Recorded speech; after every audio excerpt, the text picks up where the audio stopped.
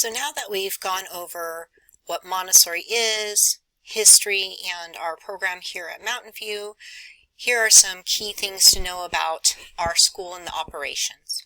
So as far as our nuts and bolts for this current school year, the 22-23 school year, we have our TK program, which operates Monday through Friday from 8 a.m. to 12:30 p.m., which includes all minimum days. And then all of our other students, kinder through 6, do have an extended day, so we are Monday through Thursday from 8 a.m. to 2:55 p.m. And Fridays and minimum days, all students, including kinder through 6, dismiss at 12:30 p.m. We do offer free breakfast and lunch programs to all of our students. And we also have the privilege of having the Champions Before and After School program open to MVM students only. As far as homework, so some private Montessori schools do not believe in homework. However, our philosophy is that homework is part of life and therefore practical life.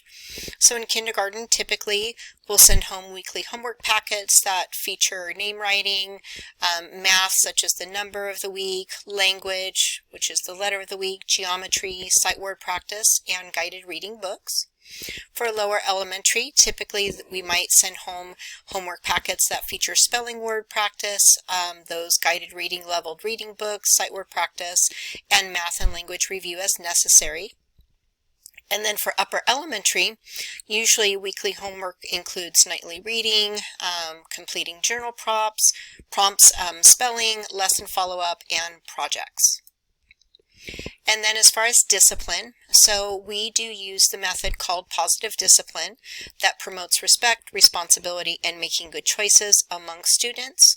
Positive discipline emphasizes the adults, so that would be myself as principal, my teachers, aides, all pre-communicating our expectations and consequences to students, being kind but firm in our expectations and how we follow through on consequences if needed.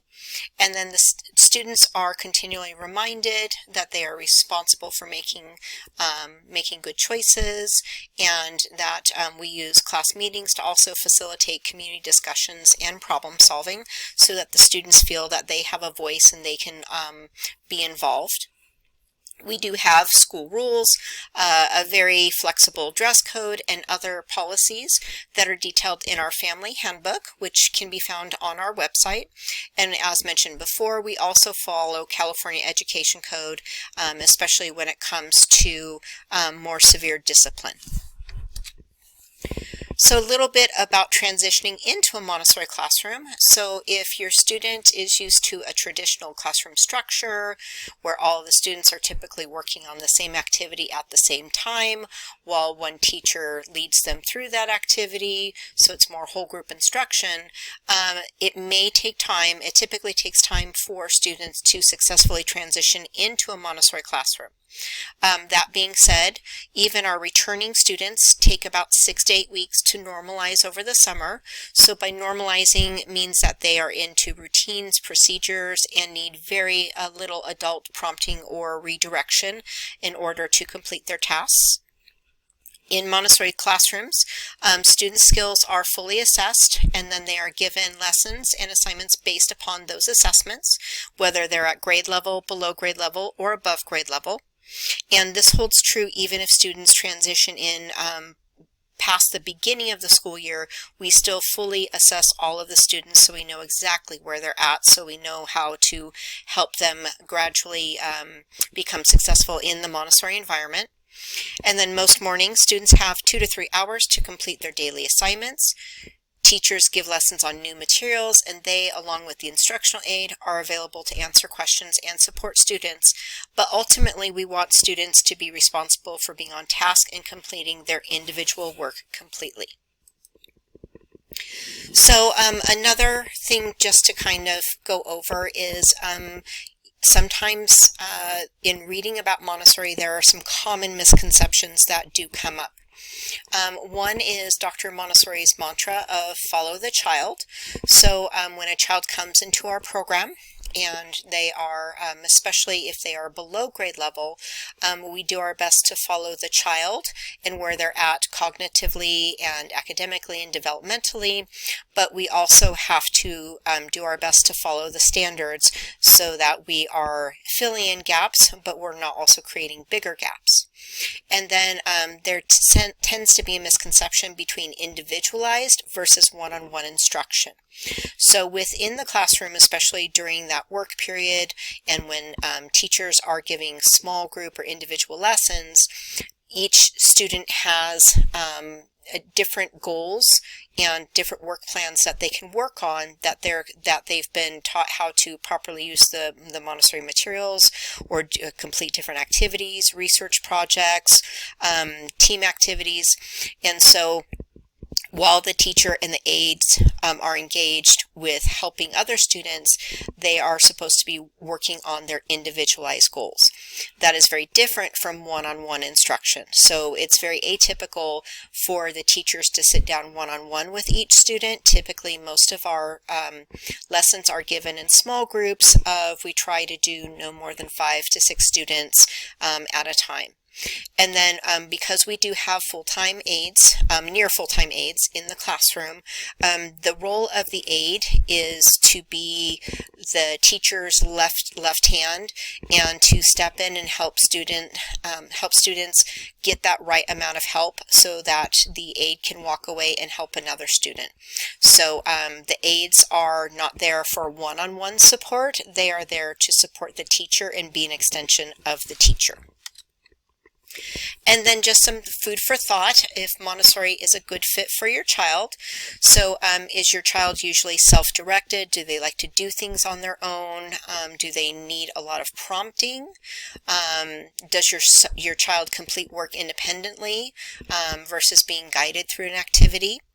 And does your child enjoy learning for its own sake versus having to be rewarded for whatever they're learning or what their task is? If your child isn't usually self-directed, definitely it's great to, encourage, can you try that, or show me what you can do already, and then help slowly build that capacity.